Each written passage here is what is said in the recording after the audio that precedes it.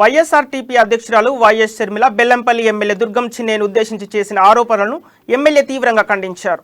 November 6న బెల్లంపల్లిలో పర్యటించిన షర్మిల భూములను కబ్జా చేశారని ఆరోపించారు. దీనిపై స్పందించిన ఎమ్మెల్యే షర్మిలను మాటలు కొట్టివేశారు.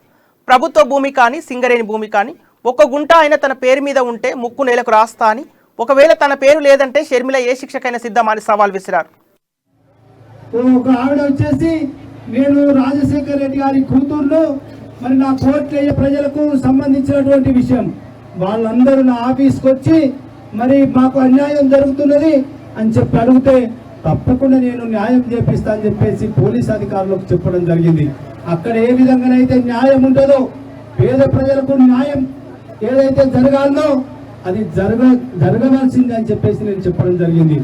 దానికి కొంతమంది కాంగ్రెస్ నాయకులు మేము వాస్తవానికి మహిళల్ని చాలా గౌరవిస్తాం, ఎవరిని ఎక్కడ ఏమనం, కానీ నోరు ఉన్నదని చెప్పేసి ఒక